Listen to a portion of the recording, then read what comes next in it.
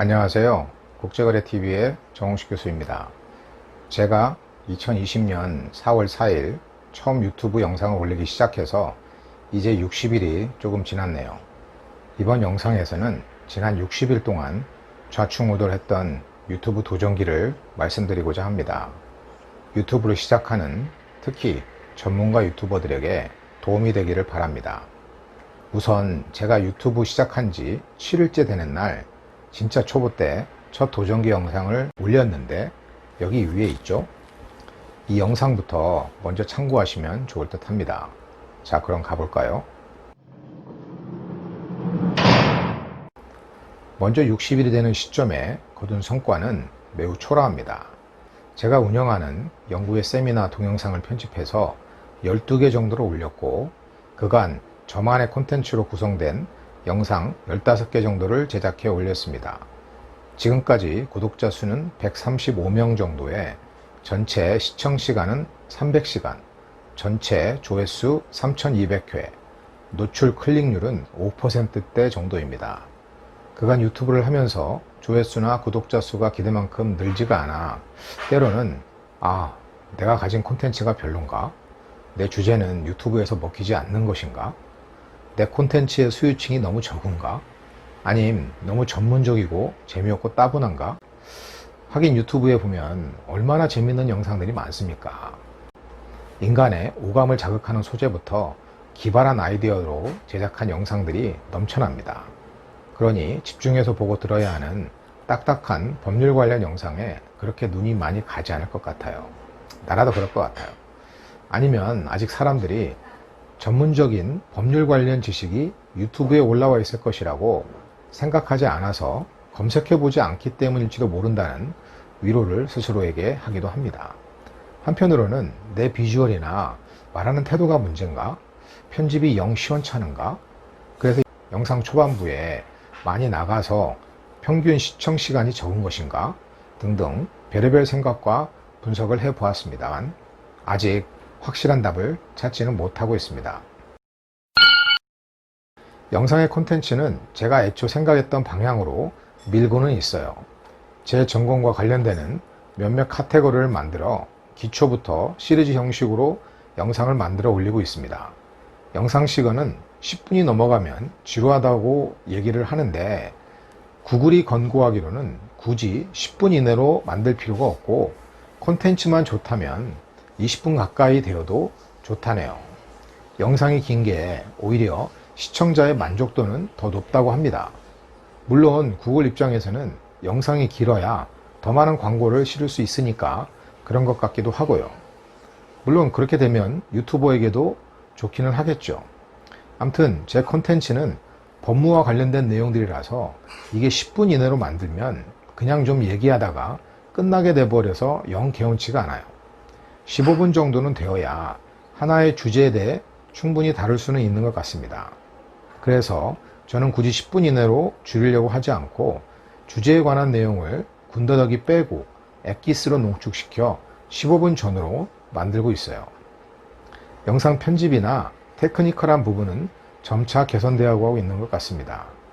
우선 얼마 전부터 프롬프트를 카메라 렌즈 주위에 설치하여 이제는 시선 처리가 고정되어 전부 다 자연스러워지기는 했습니다. 왜 진작에 프롬프터를 생각하지 못하고 스크립트 원고를 힐끔힐끔 보면서 촬영했는지. 프롬프터가 있으니 카메라 렌즈를 보고 말하기 때문에 시선 처리는 고정되었는데 그래도 조금 경직되는 느낌은 아직까지 어쩔 수 없는 것 같습니다.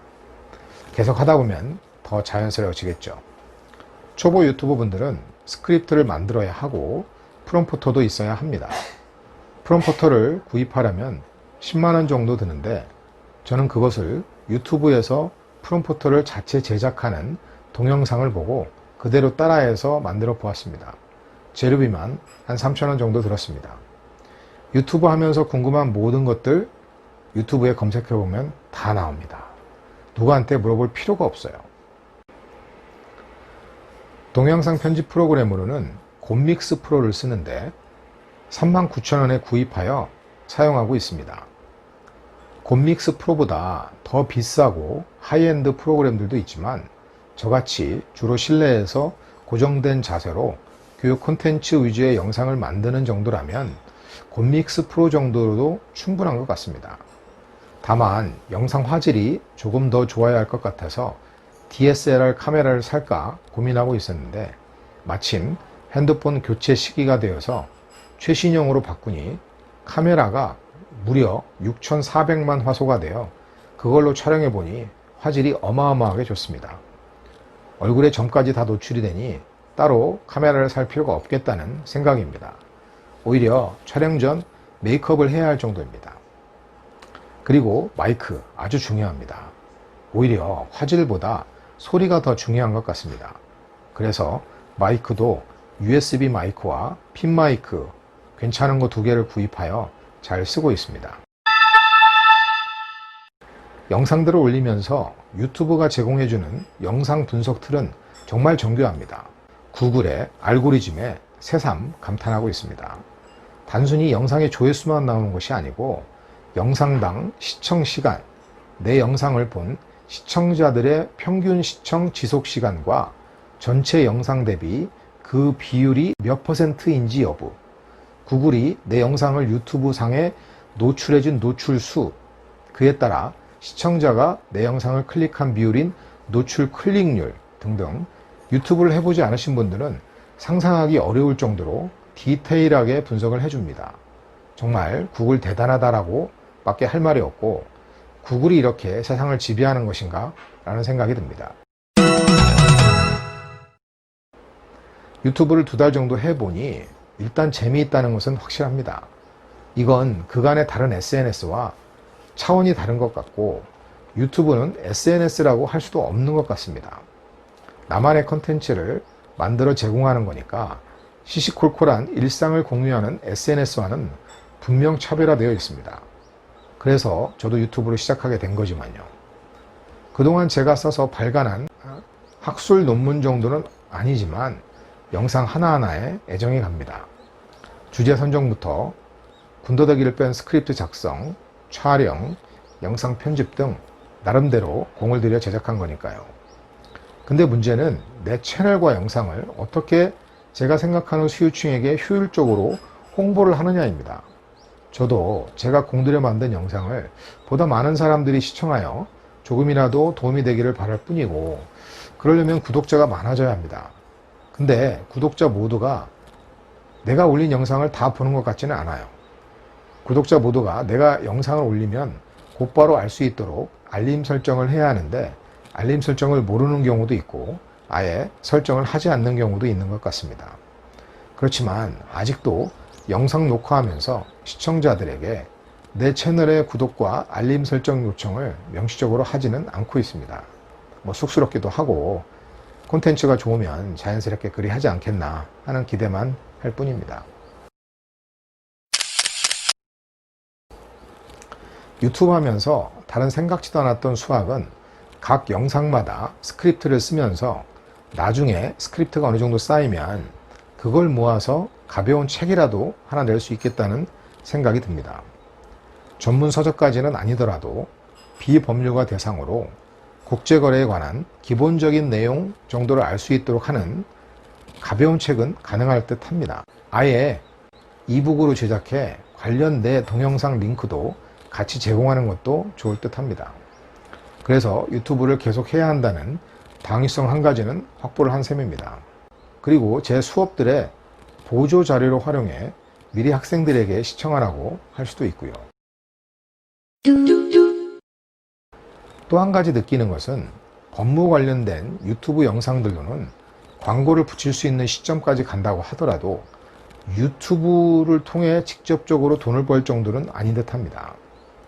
내 영상에 광고를 붙이려면 2가지 요건인 1년 내에 구독자 1000명 확보와 총 4000시간의 시청시간 모두가 달성돼야 합니다. 이거 달성하기 정말 쉽지 않습니다. 아주 꾸준한 노력과 시간이 필요할 듯 합니다. 그렇다고 이런 조건을 모두 충족한다고 해서 유튜브로 돈을 많이 벌 수 있는 거냐? 그것도 아닌 듯 합니다. 구독자들이 많은 유튜버들에 따르면 한 달에 구글로부터 100불 정도를 받으려면 대략 한 달에 영상들에서 25,000회 조회수가 나와야 한다네요. 저는 처음 2달 동안 조회수가 총 3,000회 정도를 넘는 정도이니까 100불 벌려면 10달 동안을 해야 하는데, 그리고 법무에 관한 영상들로 과연 그 정도의 조회수가 나올 수 있을런지는 조금 회의적입니다. 그러니 법무 쪽 유튜버들은 애시당초 유튜브를 하면서 영상 조회수 및 시청 시간들로 돈을 벌겠다, 이런 생각은 아예 접는 것이 좋을 듯 합니다. 다만 간접적인 효과, 예컨대 위에서 얘기한 책을 쓰게 된다든지, 자신을 홍보하는 목적이라든지, 그로 인해 어떤 예상치 못했던 기회로 연결이 된다든지, 아니면 자신의 콘텐츠를 보다 많은 사람들과 공유함으로써 만족감과 보람을 느낀다든지 하는 효과는 분명 나타날 수 있습니다. 아니, 우리나라 GDP 중 국제거래로 인한 비중이 70%에 달한다고 하는데, 그럼 얼마나 많은 사람들이 그 분야에 종사하고 있겠어요? 분명 수많은 사람들한테 제 영상이 언젠가는 도움이 될 거라고 봅니다. 여기 고정된 유튜브 플랫폼에 제 영상이 떠 있으니까요.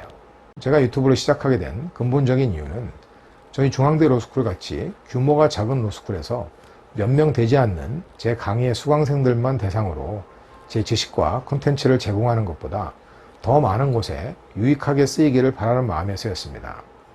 교수가 논문이나 책을 써서 그러할 수 있겠습니다만, 앞으로의 세상은 활자에서 영상의 시대로 전환되리라 보기 때문에 유튜브라는 플랫폼은 저에게 꼭 필요한 것 같습니다. 논문과 책을 쓰고 그로 인해 얻은 지식의 엑기스만을 좀 더 쉽게 표현해 영상으로 제작하면 훨씬 효과적이 될 것이라고 봅니다. 오늘은 제가 유튜브를 60일 넘게 하면서 느꼈던 소회를 말씀드렸는데요. 제 영상이 조금이나마 도움이 되었기를 바랍니다. 감사합니다.